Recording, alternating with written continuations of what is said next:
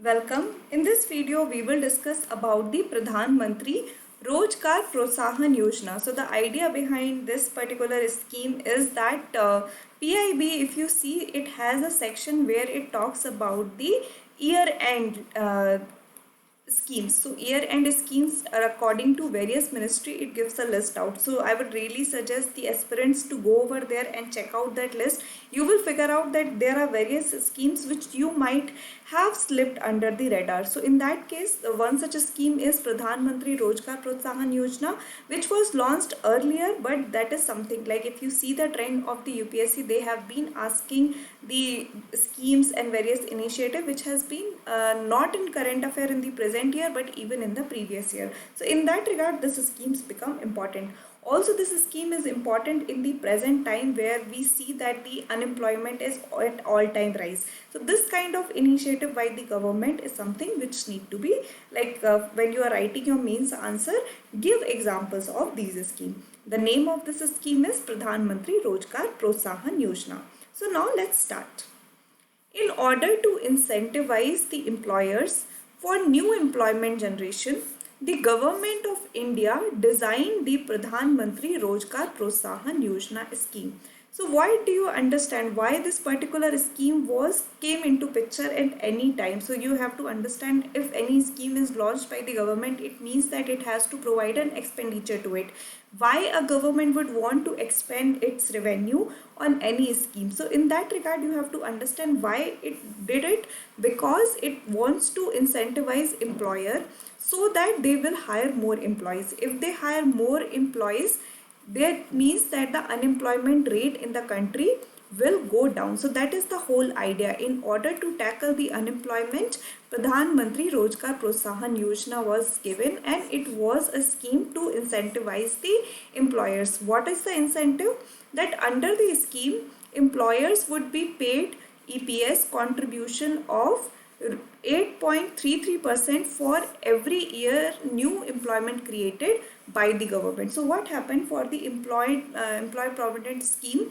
What happened? The contribution in general, what happened? The employer is the one who has to contribute to the EPS, which is the fund available to the employee. So in that case, in this particular scheme, when an employer is adding new employment every year, what the government will do, it will actually go ahead and contribute 8.33%. Eventually, what will it means, that it will decrease the burden of providing EPS on employer, and at the same time it will provide more fund to the employee also. So what decrease the burden on employer, and the funds would be available to the employee, and that is how the government is trying to incentivize. The scheme is being implemented by the Ministry of Labour and Employment. So which is the nodal scheme for this scheme? It is your Ministry of Labour and Employment. The scheme would be operated for 3 years, and the central government will pay 8.33 EPS employers contribution for the next 3 years. So this is the idea. Just remember that it is also for the new employees who are eligible will be covered under this scheme till 2019 and 20. So it was actually launched in 2016, and that is how from 2019-20 it has already been involved. But in the present scenario, this scheme is still going on. All establishment registered with the Employees Provident Fund Organization under the EPF Act of 1952 can apply for availing benefits under the scheme. So basically there is no limit that who can actually apply under this scheme. Any organization which is under EPFO, which like they have registered themselves under this organization, they would be able to go for it. They also need to have a valid labor identification number allotted to them under the Shram Suvidha portal. So this portal is also maintained by Ministry of Labour and Employment, and this portal maintained all the information related to the laborers as well as the employers. So over here they have to have a labor identification number also and the EPFO registration, and then they could avail the benefits under this scheme. So this scheme is important from the aspect of social justice, dealing with the unemployment rate. It will help decrease the burden on the employers to provide the contribution, and eventually it is also acting as a social security for the employee. Other benefits of the scheme is that employer is incentivized for increasing the employment based of the worker in the establishment. So this will really help in creating more employment opportunity. A huge number of workers would find jobs in such establishment.